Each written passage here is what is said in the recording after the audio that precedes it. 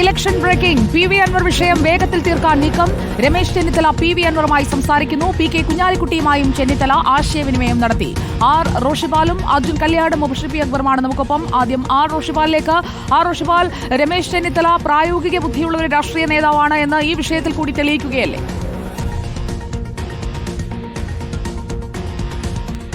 സുജയ പാർവതി, രമേശ് ചെന്നിത്തല ഇന്നാണ് തിരിച്ചെത്തിയത് കേരളത്തിലേക്ക്. തൊട്ടു പിന്നാലെ തന്നെ വിഷയം വഷളായ ഒരു പശ്ചാത്തലത്തിൽ കൂടിയാണ് നിർണായക ഇടപെടൽ ഇപ്പോൾ നടത്തുന്നത്. അല്പം മുമ്പ് തന്നെ രമേശ് ചെന്നിത്തല PV അൻവറുമായി സംസാരിച്ചു. അതിനു പുറമെ PK കുഞ്ഞാലിക്കുട്ടി അടക്കമുള്ള UDFന്റെ പ്രധാന ഘടകകക്ഷി നേതാക്കളുമായി ആശയവിനിമയം നടത്തിക്കൊണ്ടിരിക്കുകയാണ്. VD സതീശനുമായും സംസാരിച്ചിട്ടുണ്ട്. എത്രയും പെട്ടെന്ന് പ്രശ്നം പരിഹരിക്കാനുള്ള ഇടപെടലാണ് ഇപ്പോൾ നടക്കുന്നത്. അതിന്റെ ഭാഗമായി തന്നെയാണ് മുതിർന്ന നേതാവ് കൂടിയായ രമേശ് ചെന്നിത്തലയുടെ ഇടപെടൽ ഇപ്പോൾ തുടങ്ങിയിരിക്കുന്നത്. അല്പസമയത്തിനകം തന്നെ മാധ്യമപ്രവർത്തകരെ രമേശ് ചെന്നിത്തല കാണുന്നുണ്ട്. 12 മണിക്ക് മാധ്യമപ്രവർത്തകരെ കാണുമെന്നാണ് ഇപ്പോൾ അറിയാൻ കഴിയുന്നത്. അതിനു മുമ്പ് തന്നെ ഈ പ്രശ്നത്തിലെ ഒരു നിർണായക ഇടപെടൽ നടത്തി ഈ അനുനയ നീക്കം അങ്ങ് സജീവമാക്കി ഇന്ന് തന്നെ പ്രശ്നം തീർക്കാനുള്ള ഒരു ശ്രമമാണ് ഇപ്പോൾ രമേശ് ചെന്നിത്തല അടക്കമുള്ള എല്ലാ നേതാക്കളും നടത്തുന്നത്. കാരണം ഇനിയും ഈ വിഷയം PV അൻവറുമായി ബന്ധപ്പെട്ട വിഷയം നീട്ടിക്കൊണ്ടുപോകുന്നത് ഗുണകരമല്ല. കാരണം 19-നാണ് തെരഞ്ഞെടുപ്പ്. പരസ്യപ്രചാരണം 17-ന് അവസാനിക്കും. ചുരുങ്ങിയ ദിവസം മാത്രമാണ് ഈ പ്രചാരണത്തിനുള്ളത്. അതുകൊണ്ട് വേഗത്തിൽ പ്രശ്നങ്ങൾ തീർത്ത് സജീവമായി തെരഞ്ഞെടുപ്പ് പ്രചാരണത്തിലേക്ക് ഇറങ്ങണം. തെരഞ്ഞെടുപ്പ് കൺവെൻഷൻ തന്നെ നടക്കുന്നതിന് മുമ്പ് ഈ പ്രശ്നങ്ങൾക്കൊക്കെ ഒരു പരിഹാരമുണ്ടാകണം. കാരണം അൻവറുമായി ബന്ധപ്പെട്ടവരെ കൂടി തെരഞ്ഞെടുപ്പ് കമ്മിറ്റികൾ ഉൾപ്പെടുത്തേണ്ടതുണ്ട്. അങ്ങനെയെങ്കിൽ ഇന്ന് തന്നെ പ്രശ്നം പരിഹരിക്കണമെന്ന നിലപാടിലേക്ക് UDFന്റെ പ്രധാന ഘടകകക്ഷിയെ മുസ്ലിം ലീഗിലേക്ക് എത്തുന്നു.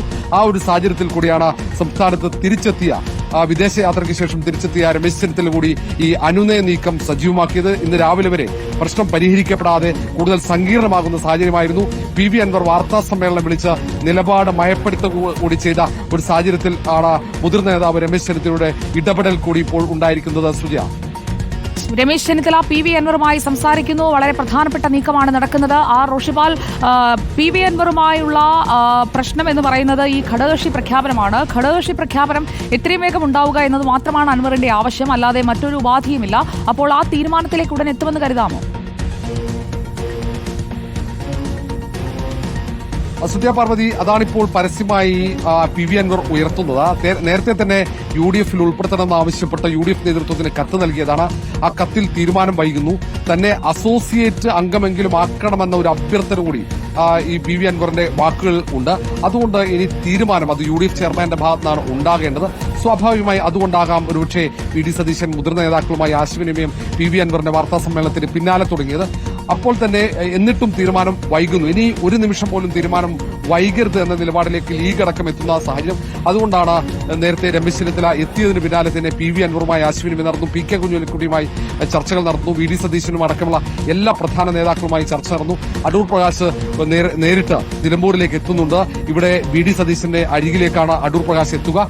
ഇരുവരും തമ്മിൽ കൂടിക്കാഴ്ച നടത്തും. ഏതായാലും ഏറെ വൈകാതെ തന്നെ ഒരു അന്തിമ തീരുമാനം ഈ കാര്യത്തിൽ ഉണ്ടാകും. അത് പ്രശ്നപരിഹാരമായിരിക്കും അതിന്റെ ഫലം എന്ന് ഏതാണ്ട് ഉറപ്പായി കഴിഞ്ഞു.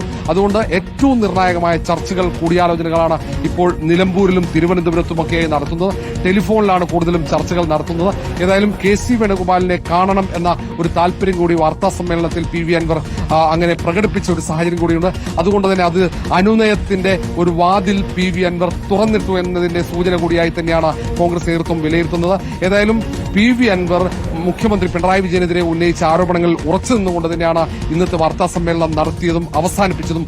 അതുകൊണ്ട് PV അൻവറിനെ ഒപ്പം നിർത്തണമെന്ന കടുത്ത നിലപാട് തന്നെ മുസ്ലിം ലീഗ് സ്വീകരിക്കുന്നുണ്ട്. ഏതായാലും ചർച്ചകൾ അങ്ങ് സജീവമായി കഴിഞ്ഞു. രമേശ് ചെന്നിത്തല നിർണായകമായി